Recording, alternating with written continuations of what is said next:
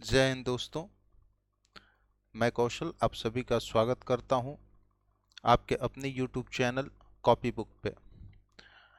Editorial के series को आगे बढ़ाते हुए आज एक नए एडिटोरियल को हम लोग डिस्कस करेंगे और इसी से ग्रामर, वोकैब और कॉम्प्रिहेंशन सीखेंगे।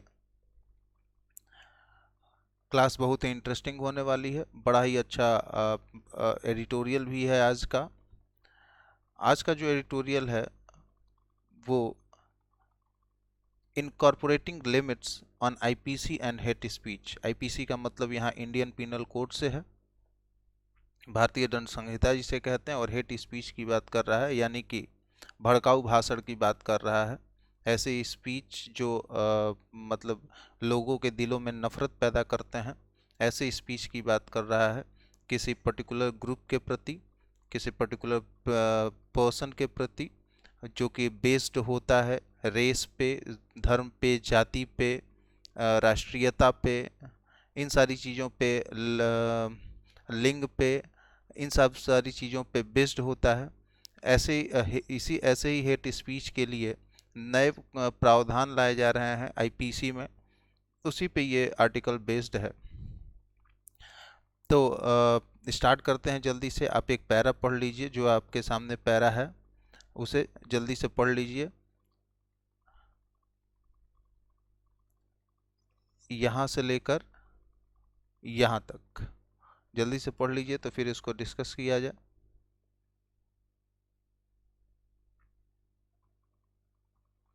Speech is free but it is a freedom. सबसे पहले ये पढ़ते हैं।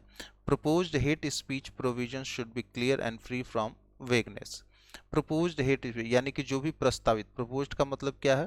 प्रपोजल का मतलब होता है प्रस्ताव, और इसका मतलब होता है ये प्रपोजल जो होता है वह प्रपोज से बना होता है। बेसिकली जो हमारा वर्ब होता है वो क्या होता है? वो होता है प्रपोज। इससे ये वर्ब होता है, इससे बनता है हमारा नाउन प्रपोजल। और हम जानते हैं कि वर्ब की फोर्थ फॉर्म और वर्ब की थर्ड फॉर्म जो है वो एजेक्टिव का भी काम करती हैं। जैसे कि वर्ब की फोर्थ फॉर्म जो होती है प्रेजेंट पार्टिसिपल होती है, यानी कि प्रपोजिंग, और वर्ब की थर्ड फॉर्म जो होती है वो पास्ट पार्टिसिपल होती है, यानी कि प्रपोज। दोनों में क्या अंतर होता है ये क्लास में हम लोग समझेंगे। तो प्रपोज्ड यहाँ किसका काम कर रहा है? एजेक्टिव का काम कर रहा है, जिसका अगर हम हिंदी निकालेंगे तो इसका हिंदी जो निकल के आएगा वो क्या होगा? वो होगा आपका प्रस्तावित।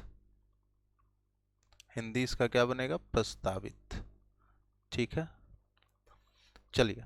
तो प्रपोज्ड हेट स्पीच प्रोविजंस, जो भी प्रस्तावित प्रावधान है, शुड बी क्लियर, क्लियर होने चाहिए, और फ्री फ्रॉम वेगनेस। वेगनेस का मतलब अगर हम कहें तो अस्पष्टता होती है। क्या होती है? अस्पष्टता होती है, कि स्पष्ट किसी भी प्रकार की कोई कंफ्यूजन नहीं होना चाहिए। बेसिकली इसको हम क्या कहते हैं? एम्बिग्विटी बोलते हैं। क्या बोलते हैं? एम्बिग्विटी बोलते हैं इसे। ठीक है, इसका ये एडजेक्टिव है एम्बिग्विटी। इसका जो नाउन फॉर्म होता है वो होता है, सॉरी, एम्बिग्विटी जो होता है वो आपका नाउन होता है, नाउन होता है। और इसका जो एडजेक्टिव फॉर्म होता है वो क्या होता है? एम्बिगुअस होता है। एडजेक्टिव फॉर्म जो होता है वो क्या होता है? एम्बिगुअस होता है। एम्बिगुअस ये आपका एडजेक्टिव होता है। ठीक है, तो किसी भी प्रकार का कोई संदेह नहीं होना चाहिए, हर प्रकार के संदेह से परे होना चाहिए, क्लियर होना चाहिए। ठीक। Now, speech is free but it is a freedom that comes with responsibility. ये para, speech is free but it is a freedom that comes with responsibility. ठीक है, बोलना क्या है? बोलने के लिए आप स्वतंत्र हैं, आप कुछ भी बोल सकते हैं, लेकिन ये जो स्वतंत्रता होती है, ये स्वतंत्रता आपको कुछ जिम्मेदारियों का भी एहसास कराती है, यानी कुछ रिस्पॉन्सिबिलिटीज़ भी आपकी बन जाती हैं। बोलने के लिए तो आप स्वतंत्र हैं, लेकिन आपकी कुछ रिस्पॉन्सिबिलिटीज़ भी बन जाती हैं। कहने का मतलब क्या है? कहते हैं ना कि स्वतंत्रता तभी तक है जब तक कि उससे किसी दूसरे को नुकसान नहीं पहुंचता है। अगर आपके स्वतंत्रता से किसी दूसरे की स्वतंत्रता बाधित होती है तो फिर आपकी वो स्वतंत्रता नहीं है। आप अपनी स्वतंत्रता की हद को पार कर रहे हैं। तो बस इनकॉर्पोरेटिंग लिमिट्स की बात यही है कि ये जो स्पीच की जो फ्रीडम है उस पे क्या किया जा रहा है, बाध्यता लगाई जा रही है कि आपकी फ्रीडम कहाँ तक है, कहाँ तक बोलने के लिए आप फ्री हैं, कैसी चीज़ें आप नहीं बोल सकते हैं, उसी बारे में ये पूरा पैरा है। अब एंड द रिस्पॉन्सिबल स्पीच, और जो एक रिस्पॉन्स जो बता रहा है यहाँ कि कम्स विथ रिस्पॉन्सिबिलिटी, तो वही बता रहा है कि जो रिस्पॉन्सिबल स्पीच होता है is not just something that does not contain abuse, defamation और इंसाइटमेंट टू वायलेंस। ये जो रिस्पॉन्सिबल स्पीच होती है ये मत समझिए कि ये बस इतना ही है कि आपके स्पीच में किसी प्रकार की अभद्र भाषा का यूज ना किया जाए, आपके स्पीच के थ्रू किसी को अपमानित ना किया जाए, या आपका स्पीच किसी हिंसा को भड़काने वाला हो।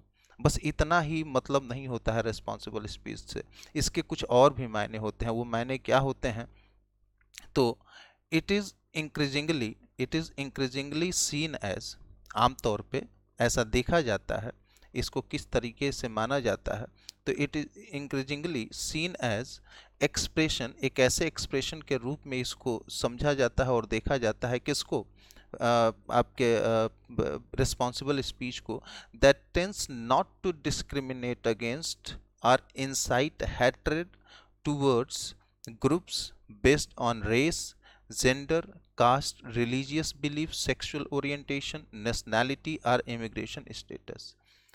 आपकी रिस्पॉन्सिबल स्पीच क्या होती है कि कोई भेदभाव ना करे, कोई डिस्क्रिमिनेट का मतलब क्या होता है, भेदभाव करना, डिस्क्रिमिनेट का मतलब क्या होता है, भेदभाव करना, तो कोई भेदभाव ना करे, भेदभाव करना। अब रिस्पॉन्सिबल स्पीच क्या होता है, आपकी स्पीच में किसी प्रकार का भेदभाव ना हो, किसके प्रति, या किसके प्रति, उस ग्रुप के प्रति, उससे पहले, और या किसी प्रकार का नफरत ना भड़का रहा हो, किसके प्रति कोई भेदभाव ना हो या किसी प्रकार का नफरत ना भड़का रहा हो किसी पर्टिकुलर ग्रुप के प्रति, किस बेस पे, बेस्ड ऑन किस बेस पे, race, gender, caste, religious belief, sexual orientation, nationality और इमिग्रेशन स्टेटस, यानी कि धर्म पे, जाति पे, जेंडर पे, या सेक्सुअल ओरिएंटेशन यानी कि होमोसेक्सुअल हैं, हेट्रोसेक्सुअल हैं, इसको सेक्सुअल ओरिएंटेशन बोला जाता है, राष्ट्रीयता पे या इमिग्रेशन स्टेटस पे, यानी कि आप इस कंट्री के हैं या किसी दूसरे कंट्री के हैं, आप इस किसी स्टेट के हैं या दूसरे स्टेट के हैं, इस आधार पे कोई भेदभाव नहीं होना चाहिए आपके भाषण में। The word has moved away from the word has moved away from a free speech doctrine based on a formal equality among different viewpoints to one that discourages the targeting of any vulnerable sections। अब देखिए यहाँ पे doctrine का मतलब होता है सिद्धांत, doctrine का मतलब क्या होता है, सिद्धांत होता है, डॉक्ट्रिन का मतलब होता है सिद्धांत, ठीक है। तो जो दुनिया है आज के जो लोग हैं, आज का जो समाज है, आज की जो दुनिया है, वो इस सिद्धांत से काफ़ी दूर हो चुकी है। कैसे सिद्धांत से, तो ये जो फ्री स्पीच का जो सिद्धांत है, ठीक है, वो काफ़ी दूर हो चुकी है। सिद्धांत बेस्ड ऑन किस पे था, ये जो फ्री स्पीच डॉक्ट्रिन है बेस्ड ऑन किस पे बेस्ड है, a formal equality among different view points, यानी कि सबको एक औपचारिक समानता है अपने अपने विभिन्न विचारों, भाई अलग अलग लोग हैं तो अलग अलग उनके नज़रिए भी होंगे, तो अलग अलग नज़रिए पे जो उनके एक मतलब अलग अलग नज़रिया जो उसके लिए एक जो औपचारिक समानता है, इस पे बेस्ड जो डॉक्ट्रिन है फ्री स्पीच का, उससे काफ़ी लोग आगे बढ़ चुके हैं, अब उन चीज़ों पे नहीं रुके हुए हैं, ठीक है, यानी कि उससे अलग हो चुके हैं और किस पे चले गए हैं, तो उससे हट के चले गए हैं टू वन, किस चीज़ पे, that discourages the targeting of any vulnerable section, यानी कि अब लोग कि वल्नरेबल का मतलब होता है कमज़ोर कड़ी, वल्नरेबल का मतलब क्या होता है, कमज़ोर कड़ी जिसे आसानी से हार्म पहुंचाया जा सकता है। तो कोई वल्नरेबल सेक्शन है, उसको अगर आप टारगेट करके कुछ बोल रहे हैं, तो ऐसी चीज़ों को लोग अब समर्थन नहीं करते हैं, उसको डिस्करेज करते हैं, बढ़ावा नहीं देते हैं अब ऐसी चीज़ों को। ऐसा नहीं है कि किसी वल्नरेबल सेक्शन के प्रति आप कुछ भी बोलते रहें, अब इन चीज़ों को लोग बढ़ावा नहीं दे रहे हैं, इसे फ्री स्पीच के कैटेगरी में नहीं ला रहे हैं। द टर्म हेट स्पीच, ये जो टर्म है hate speech, and calls for laws, और जो कॉल फॉर का मतलब क्या होता है, कॉल फॉर का मतलब होता है टू डिमांड, टू डिमांड, ठीक। तो the term hate speech and calls for laws, ये जो कानून के लिए इस पे जो नियम बनाने की बात किया गया है, कानून बनाने का जो डिमांड है वो, और जो टर्म हेट स्पीच है, दैट स्पेसिफिकली विशेष तौर पे सीक टू पनिश इट, किस चीज़ का डिमांड करता है, क्या चाहता है, ये इन लोगों को पनिश करने की डिमांड करता है, ठीक है। कहाँ से उठा, arise from the inclusive understanding, inclusive का मतलब क्या होता है, समावेशी, यानी सब लोगों के विचारों को लेके समावेशी, ठीक है। तो inclusive understanding of the basis on which speech is restricted in modern democracy, यानी आजकल के मॉडर्न डेमोक्रेसीज में, आजकल के लोकतंत्र में स्पीच को क्या किया गया है, स्पीच पे कुछ रिस्ट्रिक्शन लगाया गया है, ठीक है। ठीक, स्पीच पे क्या किया गया है, रिस्ट्रिक्शन लगाया गया है, किस बेसिस पे, तो ये जो टर्म हेट स्पीच है और ये जो लॉज की डिमांड करता है, जो कैसे लॉ को, जो लॉ क्या करे, इन लोगों को पनिश करे, किन लोगों को, जो ऐसी स्पीच देते हैं, भड़काऊ भाषण जो देते हैं, ऐसे लोगों को क्या करे, दंडित करे, ठीक है। ये कहाँ से भाई मुद्दा उठ के आया है कि ऐसे लोगों को दंडित किया जाना चाहिए, तो ये एक इंक्लूसिव अंडरस्टैंडिंग है, सब लोगों का अपना मतलब, एक जो बुद्धिजीवी वर्ग आप कहें, जो लोग सोचते विचारते हैं बुद्धिजीवी वर्ग, उनका एक इंक्लूसिव, सब लोगों का समावेशी एक विचार है, अंडरस्टैंडिंग है, उस बेसिस पे क्या किया गया है कि स्पीच को क्या करना चाहिए, इस मॉडर्न डेमोक्रेसीज में ऐसा देखा गया है कि स्पीच को, ऐसे स्पीच को क्या करना चाहिए, इस पे रोक लगाना चाहिए, यानी कि हमें बोलने की आज़ादी है लेकिन उसमें कुछ रेस्ट्रिक्शन भी होने चाहिए ना। इन दिस बैकड्रॉप, अगर इस पृष्ठभूमि की बात करें जिसकी हम बात कर रहे हैं, अभी चर्चा कर रहे हैं, जिस पे ये एडिटोरियल है, द प्रपोजल, ये जो प्रस्ताव है, टू इनकारपोरेट, इनकारपोरेट का मतलब क्या होना होता है, टू इंक्लूड, समावेशन करना, टू इंक्लूड, समावेशन करना, शामिल करना किसी चीज को, टू इनकॉर्पोरेट प्रोविजंस, प्रोविजंस का मतलब होता है प्रावधान, प्रोविजंस का मतलब क्या होता है, प्रावधान, तो to incorporate provisions against hate speech, यानी कि हेट स्पीच के विरोध में क्या होने चाहिए, कुछ प्रावधान होने चाहिए, ये प्रपोजल उसी बारे में है कि कुछ प्रावधान लाने चाहिए इन द पीनल लॉ, अपने दंडात्मक कानून में।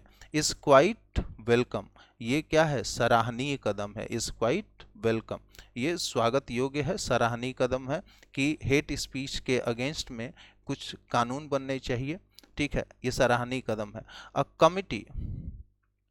कमिटी अपॉइंटेड बाय द, एक कमिटी गठित की गई, किसके द्वारा, यूनियन होम मिनिस्ट्री के द्वारा, और उसको टास्क दिया गया, क्या, टास्क विथ, यानी उनको क्या काम दिया गया, रिकमेंडिंग चेंजेस, कुछ चेंजेस करने के, कुछ चेंजेस को रिकमेंड करने के लिए, किसमें, क्रिमिनल लॉ में, किसमें, क्रिमिनल लॉ में।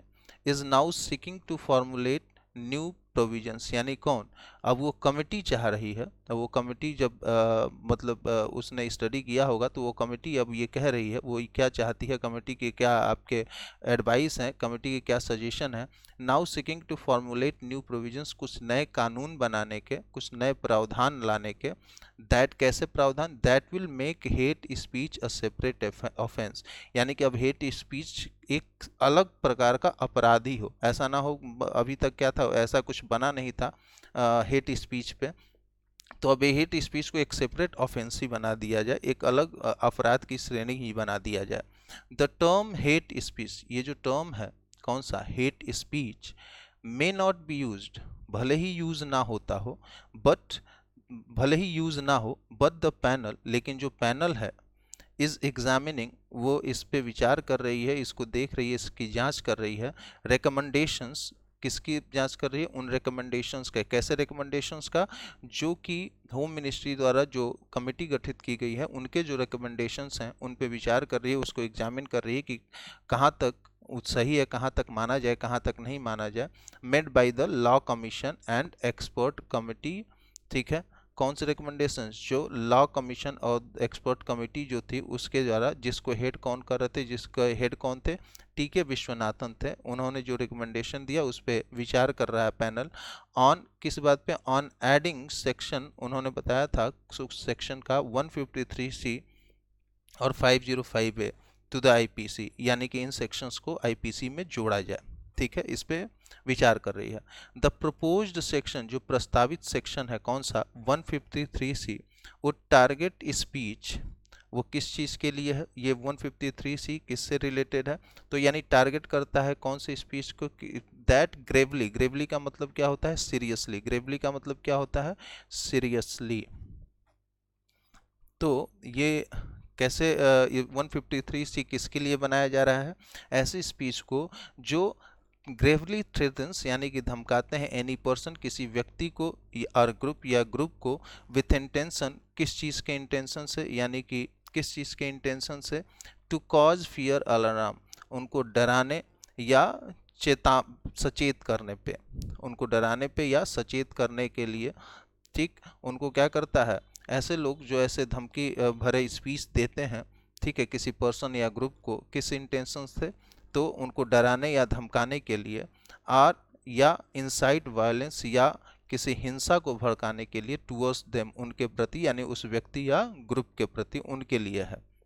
ठीक, and prescribe a sentence of 2 years in prison and fine, और ऐसे लोगों को जो ऐसे भाषण देते हैं, ऐसे लोगों के लिए क्या किया है, 2 साल की सजा होनी चाहिए और कुछ फाइन लगना चाहिए। ठीक, अब सेक्शन 505A क्या कहता है, उस वहीं पे अगर हम बात करें, ऑन द अदर हैंड, अगर वहीं पे बात करें सेक्शन 505A की, वो क्या प्रस्ताव दिया है, टू पनिश स्पीच, ऐसे स्पीच को, यानी कि उस स्पीच को बोलने वाले को दंड दिया जाए, पनिश किया जाए, पनिश स्पीच या राइटिंग, या आप जो मैसेज फैलाते हैं सोशल मीडिया के थ्रू, राइटिंग दैट कॉजेज, जो क्या करते हो, fear alarm among a group, ऐसे लोगों के बीच में या ग्रुप के बीच में क्या करते हो, डर पैदा करते हो, और प्रोवोक्स वायलेंस अगेंस्ट, या उनके प्रति हिंसा भड़काते हो। ठीक, ऑन ग्राउंड्स ऑफ किस बेस पे, रेस, रिलीजन, वही जाति, धर्म, sexual orientation, place of birth, या अयोग्यता के आधार पे जो हिंसा भड़काते हैं या उनके उनमें डर पैदा करते हैं, ऐसे लोगों के लिए यह है। द कमिटी फॉर रिफॉर्म्स, ये जो सुधार करने वाली कमेटी है इन क्रिमिनल लॉज में सुधार करने वाली जो कमेटी है, अट्रैक्टेड, अब बात कर रहा है कमेटी की, अट्रैक्टेड क्रिटिसिज्म, इनकी आलोचना हुई है, यानी इस कमेटी की क्या किया गया है, आलोचना हुई है, व्हेन इट वाज फॉर्म, जब ये बनाई गई थी, जब ये कमेटी बनाई गई थी, गठित की गई थी, तब इनकी क्या की गई थी, आलोचना हुई थी। और कब बनी थी ये कमेटी, लास्ट ईयर में। एज, क्योंकि, एज यहाँ कंजंक्शन का काम कर रहा है, क्योंकि मेनी, बहुत सारे लोग, फियर्ड, बहुत सारे लोग डरे थे, किस बात से, a hurried process without adequate and wide consultation, यानी कि बहुत सारे लोगों को ये चिंता सताई जा रही थी, जिसके लिए इनका, इस कमेटी का आलोचना किया गया, ये चिंता सताई जा रही थी, जितनी जल्द, मतलब ये जितनी जल्दीबाजी में इस कमेटी को गठित किया गया था, वो हरीड प्रोसेस, यानी जितनी जल्दीबाजी में कमेटी को गठित किया था, विदाउट एडिकेट, एडिकेट का मतलब क्या होता है, एडिकेट का मतलब होता है सफिशिएंट, यानी जितने की ज़रूरत है, सफिशिएंट यानी जितने की ज़रूरत है, एंड वाइड कंसल्टेशन, यानी किसी से सलाह मशवरा लिए बगैर इन्होंने एक जल्दीबाजी में कमेटी गठित कर दी। तो ये क्या कर रहे हैं, कैसे कमेटी गठित की, इसके बारे में किसी को नहीं पता है, इससे बहुत लोग बेचैन थे। ठीक, सम लॉयर्स एंड एक्टिविस्ट, कुछ लॉयर्स और एक्टिविस्ट सेड, क्या कहते, it was not inclusive and it was not inclusive, यानी ये जो कमेटी बनाई गई थी वो इंक्लूसिव नहीं थी, समावेशी नहीं था, यानी लोगों से बात विचार नहीं हुआ था, इस पे किसी से कोई मतलब इस पे कोई डिस्कशन नहीं चला था। ठीक, एंड क्वेश्चन, और प्रश्न उठाए किस पे, its ability to gather a wide range of opinion in the midst of a pandemic, और इसकी योग्यता पे भी इन्होंने क्या उठाया, प्रश्न उठाया। ठीक, कि क्या मतलब लोग अब कैसे यानी कि कैसे ये लोग उस जब पेंडेमिक चल रहा था, लास्ट ईयर जब पेंडेमिक, जब वो महामारी चल रही थी, उसके बीच में लोग, ये कैसे हो सकता है कि एक बड़े स्तर पे लोगों की राय ली गई हो इसके लिए कि कमेटी गठित की जाए, किस चीज़ के लिए गठित की जाए। तो ये बड़ा ही मतलब ऐसा लगता है कि नहीं, ये पॉसिबल नहीं था कि पैंडेमिक चल रहा था उसके बीच में आप इतने व्यापक स्तर पे, वाइड रेंज का मतलब हो गया व्यापक स्तर पे, आपने लोगों का ओपिनियन लिया हो, उसके बाद कमेटी बनाई हो। वाइल जबकि सच पॉइंट्स ऑफ क्रिटिसिज्म, अभी आलोचना के कुछ पॉइंट्स रिमेन, बचे ही हैं। इट अपीयर्स, ऐसा लगता है, दैट द पैनल की panel would go ahead and make it's recommendation soon, panel आगे बढ़ेगी, यानी कि पैनल अपने आगे की कार्रवाई करेगी और जल्दी ही उन रिकमेंडेशंस पे क्या करेगी, अपना डिसीजन लेगी, यानी कि कौन सा कानून बनाना है, कौन सा नहीं बनाना है। इन क्रिटिसिज्म से कोई प्रभाव नहीं पड़ा। In the context of hate speech provisions, now अगर हम बात करें, यहाँ तक तो बात रही कमेटी की, यहाँ तक किसकी बात थी, यहाँ तक कमेटी की बात थी। अब यहाँ पे फिर से आ जाते हैं हेट स्पीच प्रोविजंस पे। In the context of the hate speech provisions, यानी कि अगर हम हेट स्पीच प्रोविजंस की बात करें, प्रावधानों पे बात करें, it must be direct it's efforts, ये क्या करेगी, ये अपने निर्देशित करेगी, कंट्रोल करेगी, अपने एफर्ट्स को निर्देशित करेगी, किस चीज़ के लिए, टू डिफाइन नैरली द सेक्शंस, यानी जो भी सेक्शंस हैं, जैसे 153 थी, 505A था, इन सेक्शंस को क्या करे, केयरफुली डिफाइन करें। नैरली का मतलब क्या होता है, यहाँ सेंस क्या है नैरली का, केयरफुली यानी ध्यानपूर्वक, नैरली क्या करे, इनको डिफाइन करें।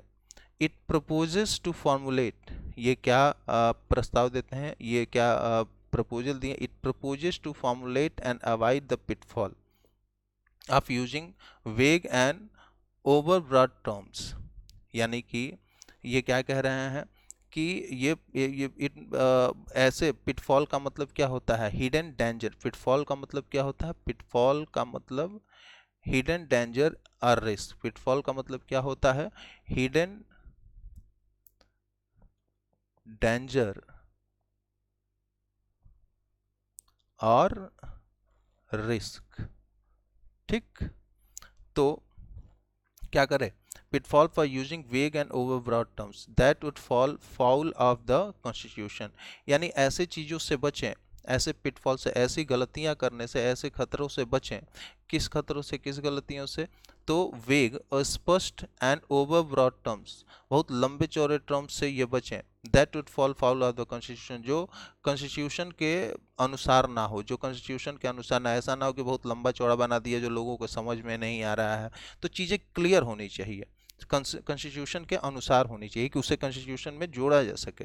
अब section 6(6)A of the information technology act अगर हम बात करें, इट मे बी रिकॉल्ड, उदाहरण, इट मे बी रिकॉल्ड का मतलब हुआ कि इसको एक बार अपने ध्यान में लाया जा सकता है, यानी उदाहरण दे रहा है कि उदाहरण के तौर पे सेक्शन 6(6)A जो IT एक्ट है, was struck down, strike down का मतलब क्या होता है, खारिज कर देना, strike down, struck third form होता है स्ट्राइक का, तो स्ट्राइक डाउन का मतलब क्या होता है, खारिज कर देना, स्ट्राइक डाउन का मतलब होता है खारिज कर देना, खारिज कर देना।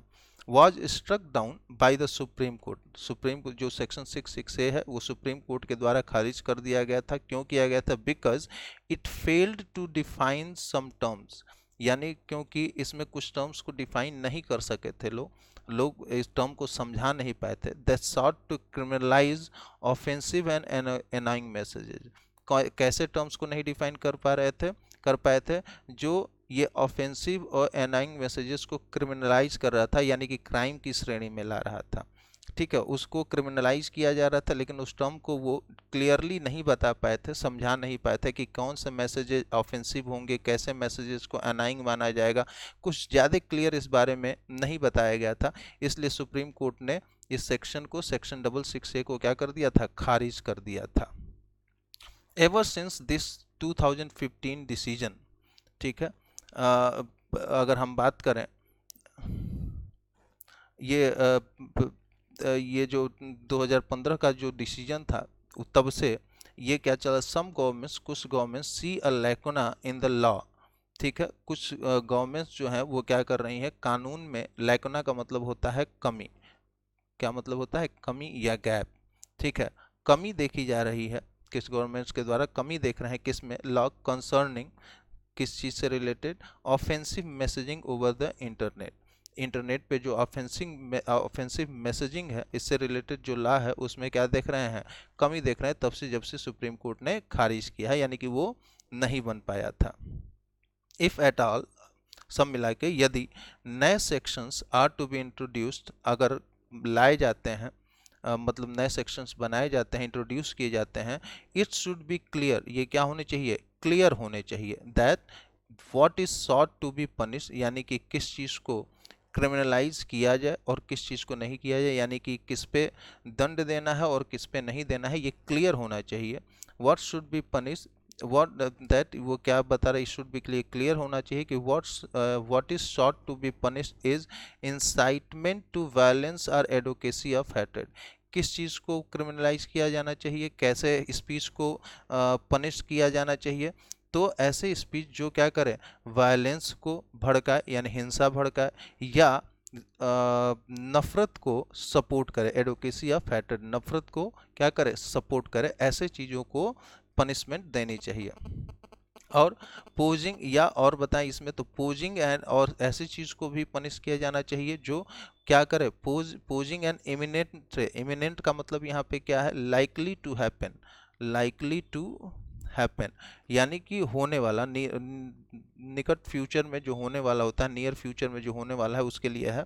और एक इसी पे एक और वर्ड आपका बनता है एमिनेंट, होता है इसी से रिलेटेड, काफ़ी दे देता है, इमिनेंट के जगह पे एमिनेंट दे देता है और एमिनेंट के जगह पे इमिनेंट देता है, जिसका मतलब होता है रेनाउन, जिसका मतलब क्या होता है, रेनाउन, रेनाउन का मतलब होता है प्रख्यात, इसका मतलब क्या होता है, प्रख्यात होता है।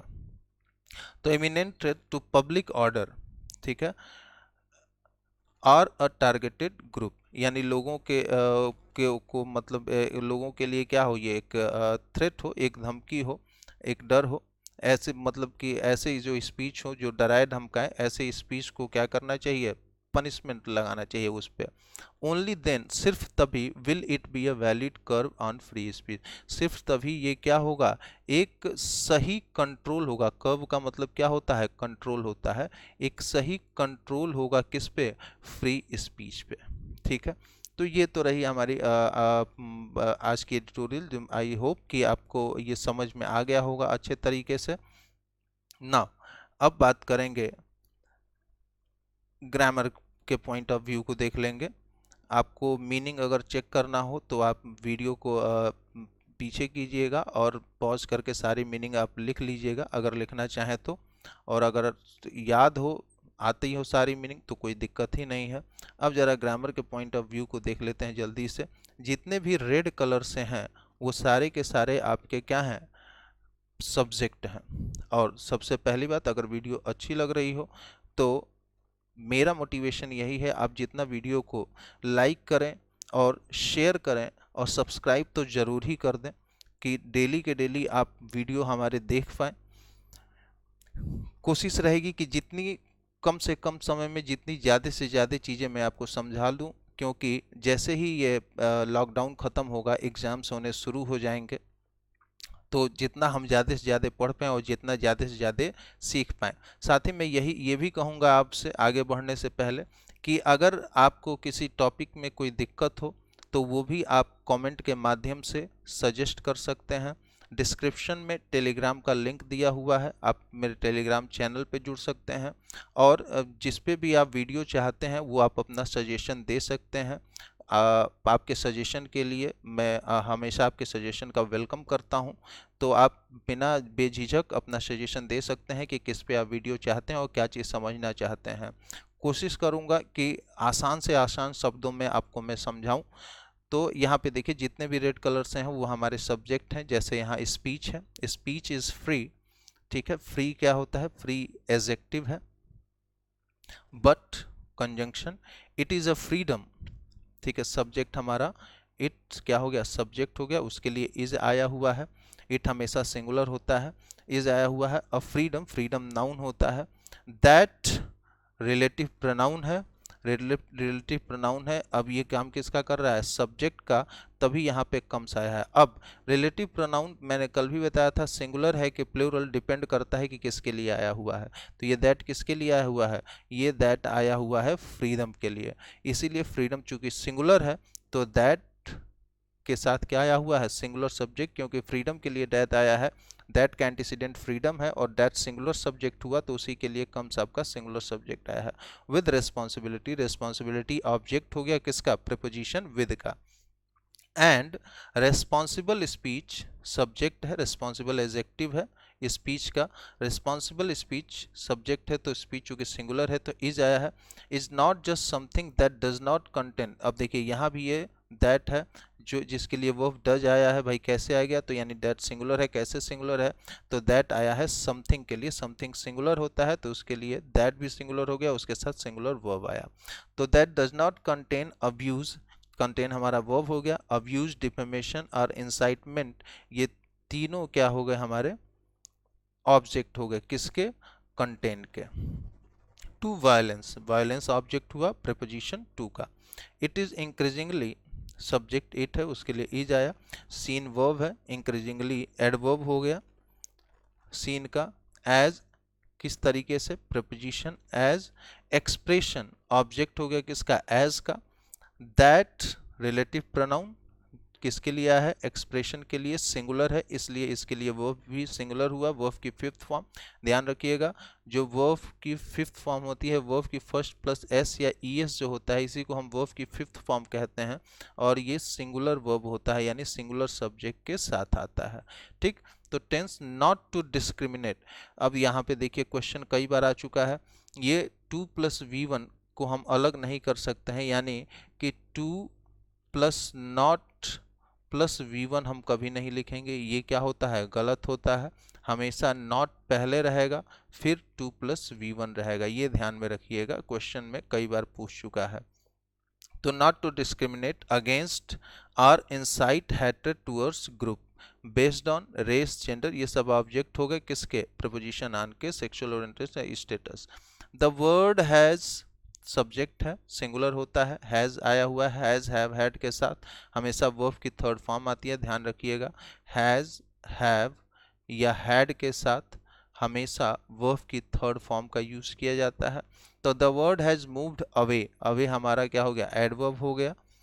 ठीक, किसका, मूव का, away from a free speech, free doctrine based on, यहाँ पे देखिए स्पीच अभी हमने बताया कि नाउन है और लेकिन यहाँ पे स्पीच काम किसका कर रहा है, एडजेक्टिव का।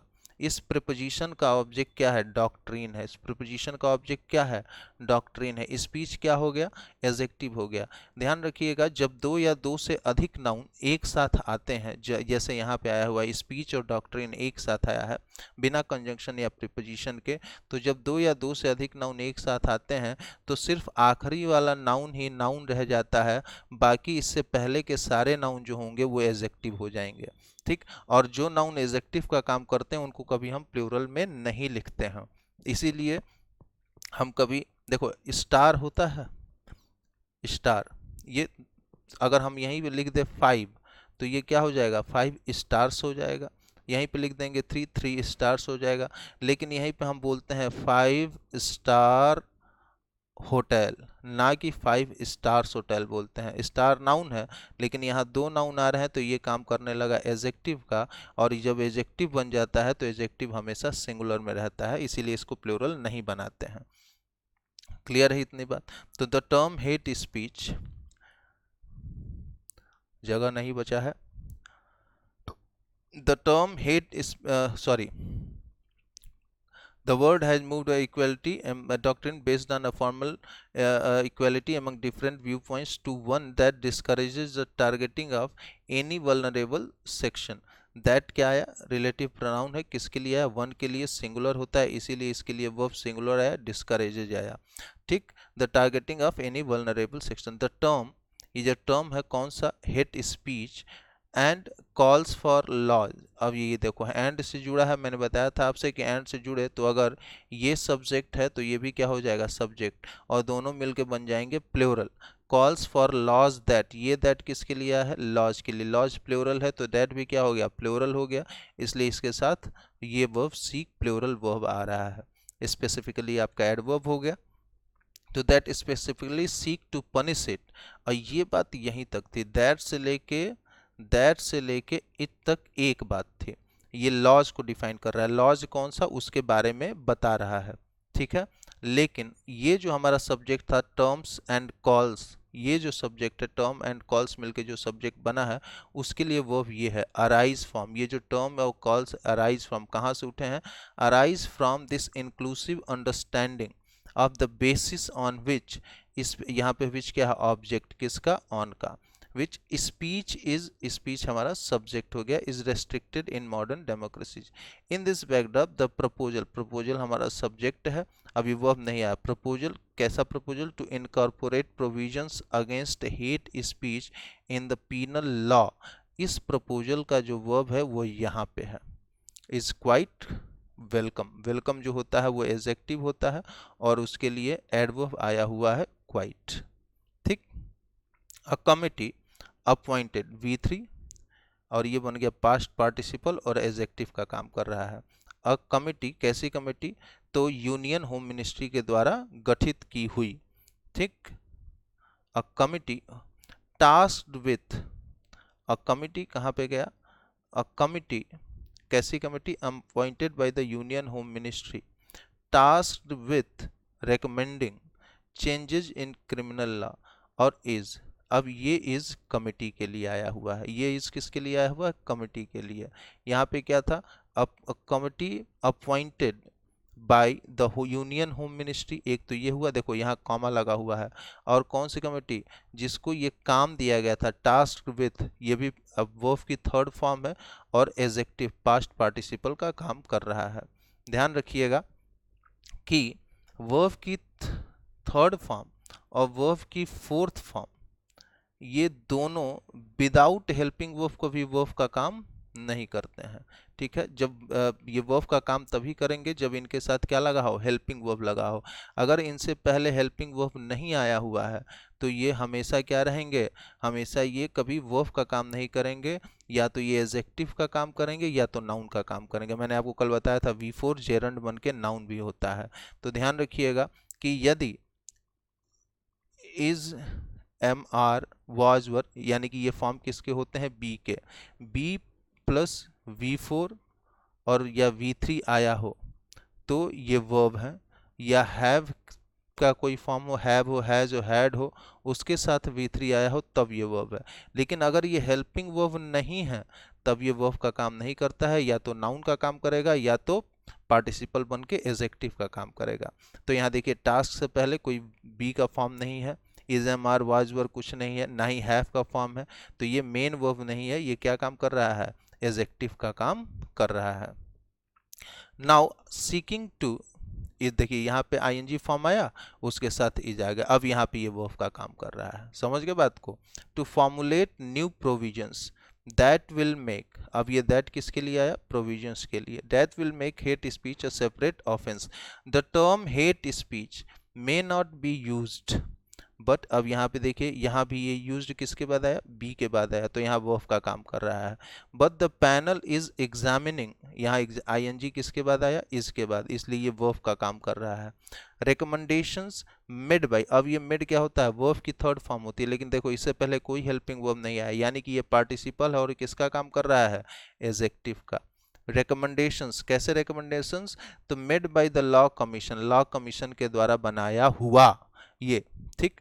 एंड द एक्सपर्ट कमिटी, यहाँ भी हेडेड वर्ब की थर्ड फॉर्म, उससे पहले कोई हेल्पिंग वर्ब नहीं, तो ये पास्ट पार्टिसिपल बन के एडजेक्टिव का काम कर रहा है। एक्सपर्ट कमिटी हेडेड बाई, किसके द्वारा वो हेड किया जा रहा था, तो TK विश्वनाथन के द्वारा। ऑन एडिंग, अब यहाँ देखो एड वर्ब होता है, ING फॉर्म आया, उससे पहले कोई हेल्पिंग वर्ब नहीं है, ये प्रीपोजिशन का ऑब्जेक्ट बन रहा है, यानी कि यहाँ किसका काम कर रहा है, नाउन का। On adding sections 153C and 505 to the IPC, the proposed section, the article आया इस सेक्शन के लिए, और नाउन से पहले क्या आया, एडजेक्टिव, आर्टिकल और नाउन के बीच में अगर एक ही जगह हो तो वो हमेशा एडजेक्टिव होगा, ध्यान रखिएगा। तो ये एडजेक्टिव है। वर्ब की third form past participle. 153 C would target speech that किसके लिए आया, स्पीच के लिए। स्पीच सिंगुलर है तो इसके लिए सिंगुलर वर्ब देखो थ्रेटन्स आया हुआ है और बीच में एडवर्ब ग्रेवली आया हुआ है। Any person or group with intention to cause fear, alarm, or incite violence towards them, and prescribe a sentence of 2 years in prison and a fine. Section 505A on the other hand, दूसरी तरफ देखें, on the other hand का मतलब जानते ही आप लोग, proposes to punish speech or writing that causes, that किसके लिए आया, राइटिंग के लिए, जो सिंगुलर है तो इसीलिए वर्ब इसका सिंगुलर है। कॉजेस फियर और alarm among a group or provokes violence against it on grounds of race, religion, disability. The Committee for Reforms in Criminal Laws attracted criticism. ठीक, ये अट्रैक्टेड किसके लिए है, वर्ब किसका है, कमिटी का। When it was reformed last year, ये देखो फॉर्म्ड यहाँ किसके बाद आया, बी के बाद, पैसिव में है। पैसिव में बी प्लस बी के बाद क्या आता है, V3, किस में, पैसिव में। और एक्टिव में क्या आता है, बी के बाद आपको V4 दिखता है। एक्टिव में क्या दिखता है, बी के बाद V4। कभी भी एक क्लास इस पे भी लूंगा मैं कि एक्टिव और पैसिव में क्या अंतर होता है, क्वेश्चन इस पे भी आता है। सेंटेंस एक्टिव में होना चाहिए और पैसिव में रहता है, और पैसिव में होना चाहिए और एक्टिव में रहता है। तो कैसे पहचानेंगे कि कब एक्टिव में होना चाहिए सेंटेंस और कब पैसिव में, हमें बिना ट्रांसलेट किए हुए। ठीक है, तो it was form last year as many feared.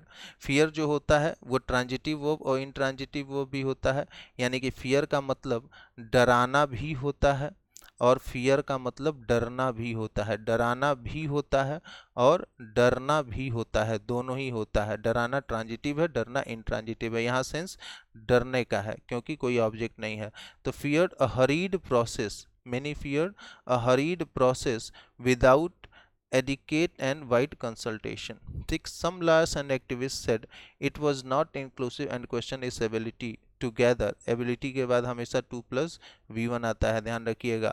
ability के बाद हमेशा क्या आता है, 2+V1। बेसिकली एडजेक्टिव के बाद हमेशा 2+V1 आता है। its ability और ability तो यहाँ नाउन है, इट्स एबिलिटी के बाद हमेशा क्या आता है, 2+V1, याद रखिएगा। तो ability to gather a wide range of opinion in the midst of a pandemic. While such, while conjunction है जिसका मतलब यहाँ जबकि से है। वाइल का मतलब यहाँ क्या है, जबकि से है। ठीक, such points of criticism remain, points यहाँ सब्जेक्ट है, उसी के लिए यहाँ सिंगुलर प्लूरल वर्ब रिमेन आया हुआ है।